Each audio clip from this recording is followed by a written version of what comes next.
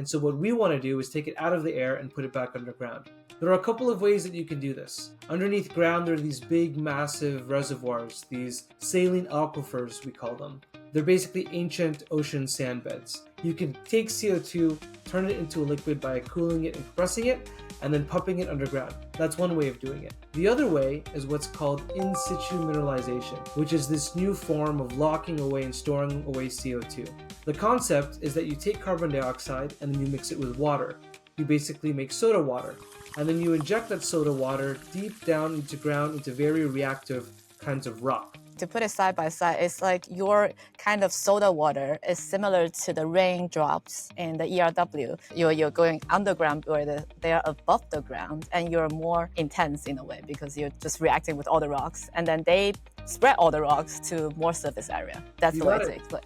It's the same chemical process, it's just a different place that it happened. My one sentence of hope is we can't let perfect be enemy of the good. We have to keep curious, and by doing so, we'll find our solution. You're listening to Bite-Sized Climate Tech, Season 4. Let's dive in. Time to make climate cool again. We're on.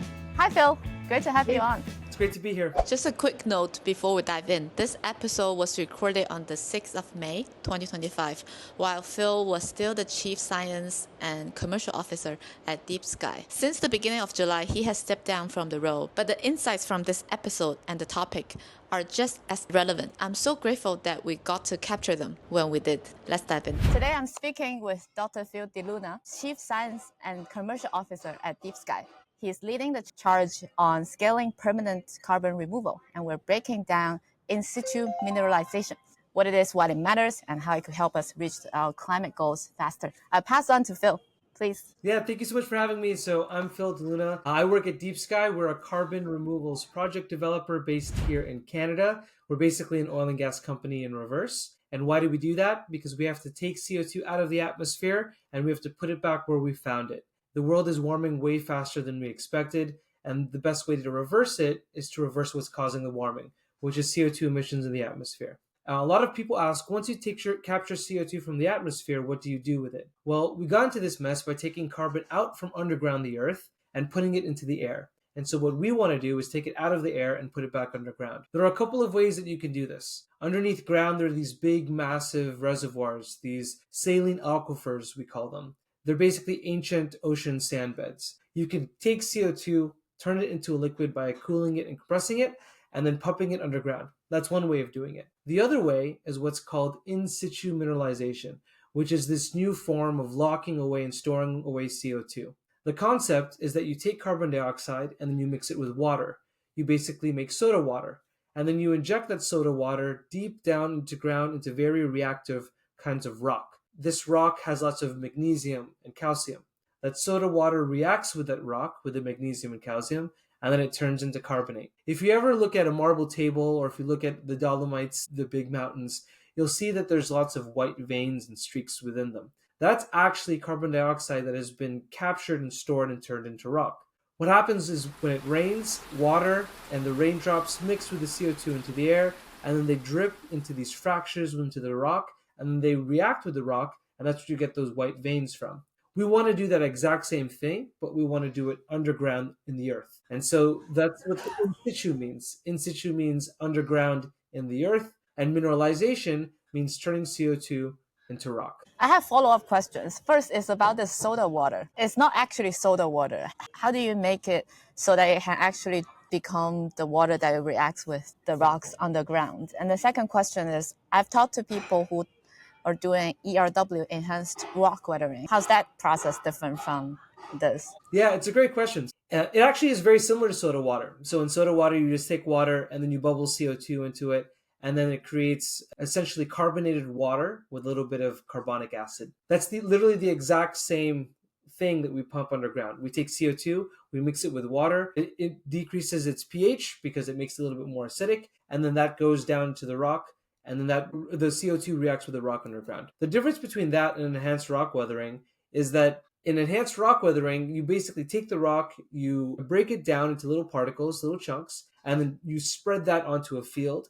That increases the surface area, so more of the reactive part, the calcium and magnesium, is exposed to the air. And then when it rains, CO2 in the atmosphere mixes with rain, and then it hits that rock above on the surface of the earth, and then it creates the carbonate. We're doing the exact same thing underground, but it's at a much higher concentration, and it's all underneath the earth. It's the same chemical process. It's just a different place that it happens. Is that then the ERW is ex-situ then? Yes, Or no? exactly. Oh, Exactly. okay. If I understand it correctly, to put it side by side, it's like your kind of soda water is similar to the raindrops in the ERW, and then you basically you penetrate, you're going underground where they are above the ground, and you're more intense in a way because you're just reacting with all the rocks, and then they spread all the rocks to more surface area. That's You the way got to it. explain. That's it. Great.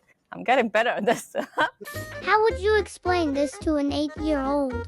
I'm sure some 8-year-olds know a little bit about Greek mythology. I know when I was 8, I loved all these Greek heroes like Hercules, etc. And in Greek mythology, there's this character named Medusa. She's very clever. She's very cunning. She has hair that are snakes. And if you look at her, you turn into stone. And so the way to think about in-situ mineralization is it's just like Medusa.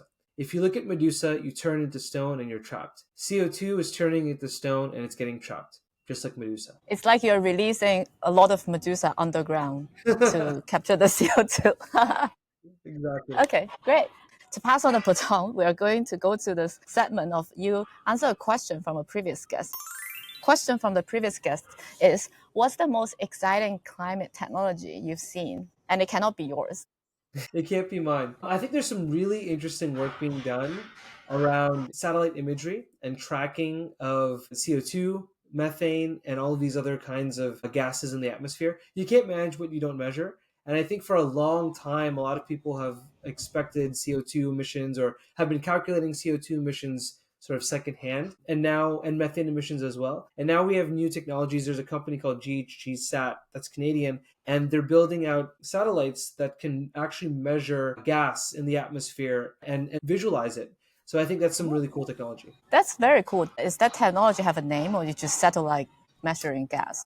Yeah, it does have a technical name, but I just know the company. Can you leave a question for the next guest? My question for the next guest would be, if you could change one thing about policy to help climate, what would it be? Great question. It's a very oftenly left question, I'd say, in one variation or another. Now we're moving on to, why did you start working in climate? I mean, I've always wanted to solve big problems, and I've always been very curious. I've loved science ever since I was a little kid. When I started learning more about how science impacts our world and the way that things are built and made, I realized the huge impact that humans have had on the planet. And I wanted to figure out a way to reverse it and to change it, to make it better, but also to save and maintain and protect nature for our future generations. There's a little bit of anecdote here because we met at the end of 2023. I still remember what you said to me. You said if you follow your passion, you always come back to your passion. Am I correct to say that climate is one of your passion? Do you still remember one of the earliest encounter of what sparked this idea of working in climate for you? Yeah, absolutely. Yeah. Climate is absolutely continues to be, and I believe will be, one of my passions. One of the earliest memories that I have, that's a good question. Earliest memories of climate. I think it was probably, I'm Filipino. I grew up in Canada. I immigrated to Canada when I was 5 years old.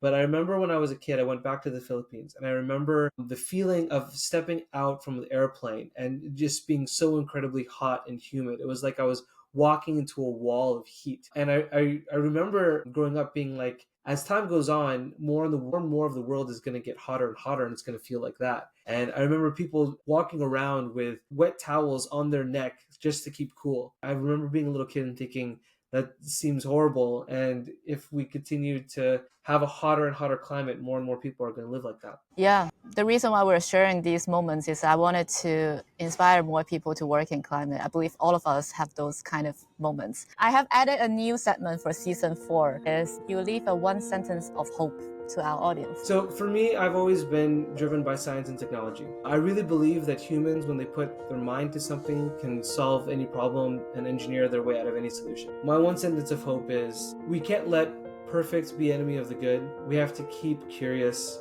and by doing so, we'll find our solution. By doing so, we'll find our solution. All of us working together.